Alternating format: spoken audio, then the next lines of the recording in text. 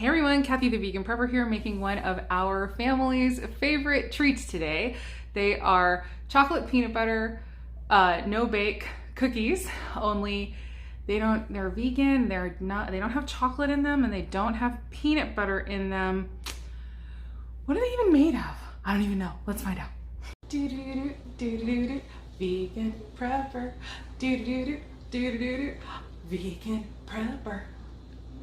So first off, we're going to get some ingredients boiling in a pan. So we need 2 cups of sugar. I'm using coconut sugar. 1/2 cup of cocoa butter wafers or cacao butter wafers. And then 1/2 cup of a plant milk of your choice. And so basically, we're going to get that in here and bring it to a boil. The second you see it start boiling, you need to set a timer for 1 minute, or start a timer for 1 minute really. I should probably set it now.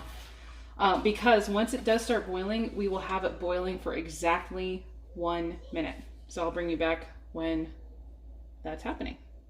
All right, so I have started my timer. I'm just gonna kind of watch it a little bit, but we're already at about the 30-second mark for my timer, and as soon as this finishes boiling, we will be tossing in more ingredients.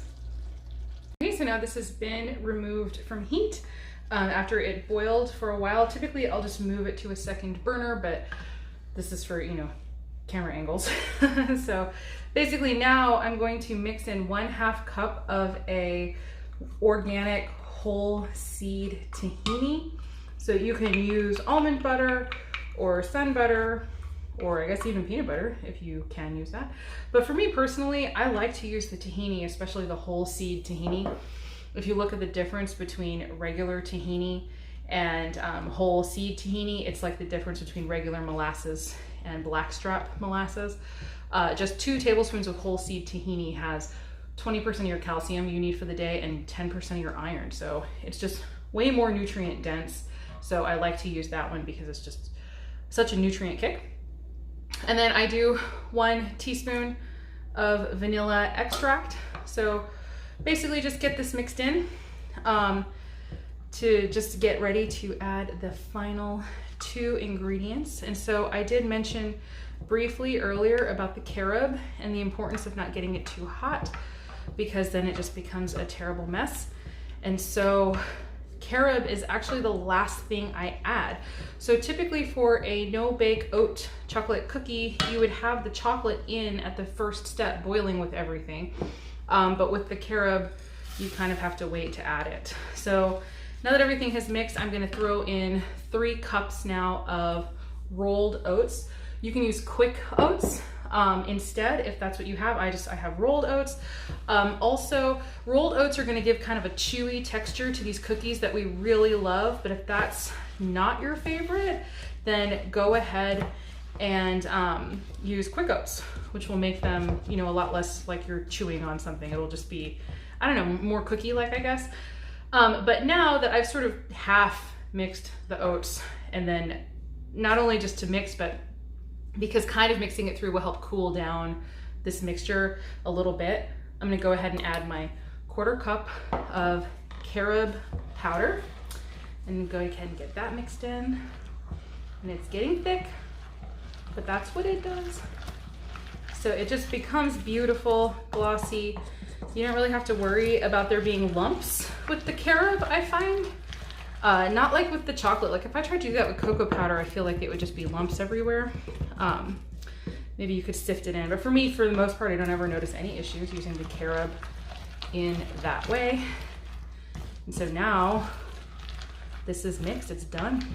It's ready to go onto the cookie sheet. So I've got a parchment lined cookie sheet.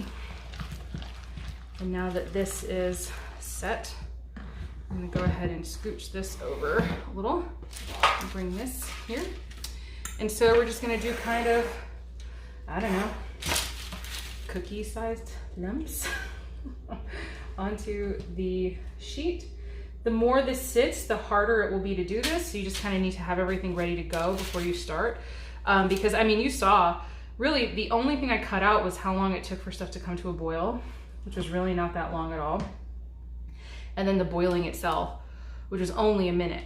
And then, I mean, I had to move stuff because I'm filming, but if you were doing this at home, it just goes so quickly. So you really do need to have all of your ingredients measured out beforehand. I'm actually one of those cooks who tends to not do that for the most part.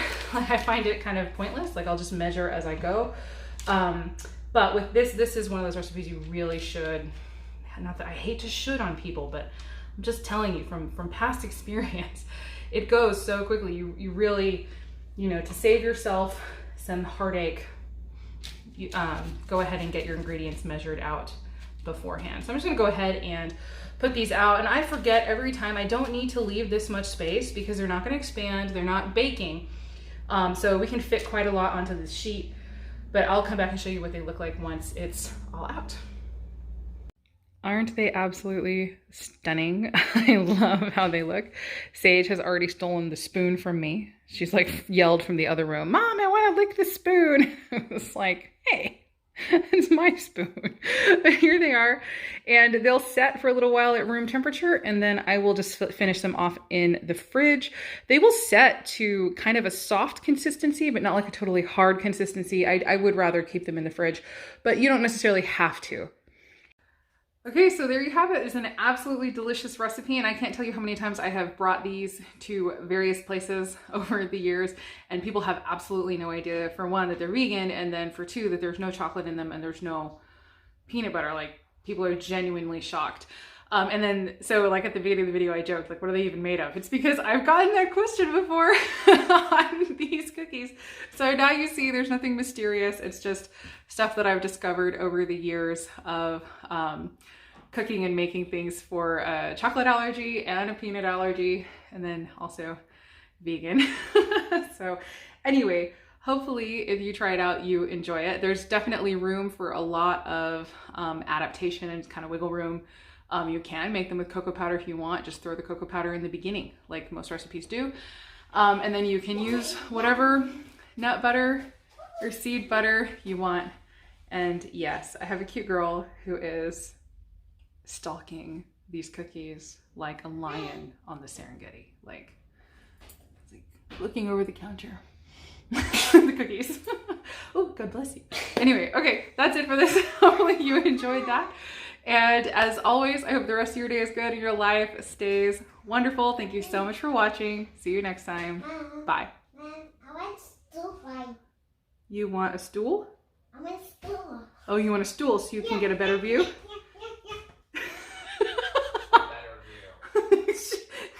She wants these cookies. Okay. See you guys later. Bye.